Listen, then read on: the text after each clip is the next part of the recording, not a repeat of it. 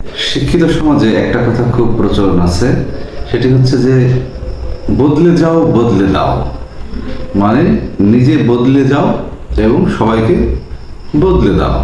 তো এই কথাটির অর্থ কি এটা কিন্তু কেউ বলে না। বদলে যদি যেতেই পারতাম তাহলে তো সবকিছু এমনিই বদলে যেত। আসলে বদলানো বলতে এখানে কি বোঝাচ্ছে এটি কি আমরা জানি? আজকে আমি শার্ট পরেছি, কালকে একটু পরে যে গেঞ্জি গায়ে দেবো বা টি শার্ট গায়ে দেবো বা অন্য কিছু গায়ে দেবো বা কোনো ফ্যাশনেবল কোনো কিছু পরিধান করবো, এটি কি বদলে যাওয়া? নাকি আজকে আমি যেখানে যে খাবার গ্রহণ করছি কালকে অন্য খাবার গ্রহণ করব, এটা বদলে যাওয়া? আসলে এই বদলে যাওয়ার কথা বলে নাই। কি বদলানোর কথা বলছে? স্ট্যাটাস বদলে যাওয়ার কথা না। আসলে বদলে যাওয়া বলতে মানুষের দৃষ্টিভঙ্গির কথা বলেছে। তো দৃষ্টিভঙ্গি এটা বদলানো, এটা কি মুখের কথা? এটা একা একা কখনোই বদলানো যায় না। এটার জন্য একটা পরিবেশ লাগে, এটার জন্য একটা লেসন প্রয়োজন। কিরকম? মনে করুন আপনি বাংলাদেশ ক্রিকেট খেলা দেখছেন, আপনার মনে হচ্ছে যে না, এই খেলা খুবই খারাপ হয়েছে এবং এটা কখনোই আর ভালো খেলতে পারবে না।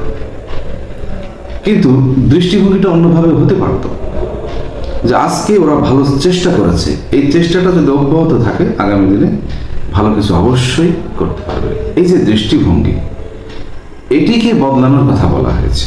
তো এটি আর কিভাবে বদলানো যায়?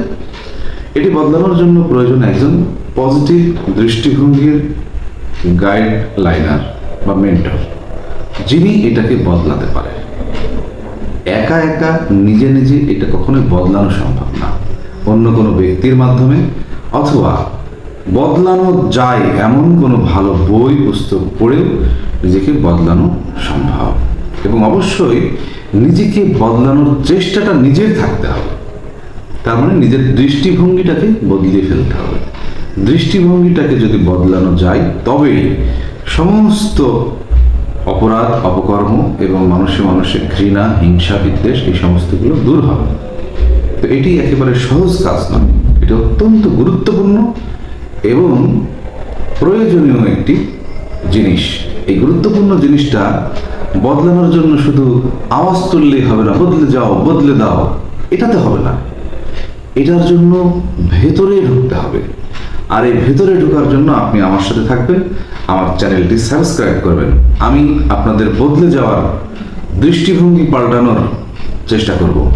এমনকি আপনার দৃষ্টিভঙ্গি থেকে, আপনার কমেন্ট থেকে আমি নিজেও আমাকে বদলে ফেলার চেষ্টা করব। আমার চ্যানেলটি সাবস্ক্রাইব করুন, লাইক কমেন্ট করুন, শেয়ার করুন এবং আমার সাথেই থাকুন। ধন্যবাদ।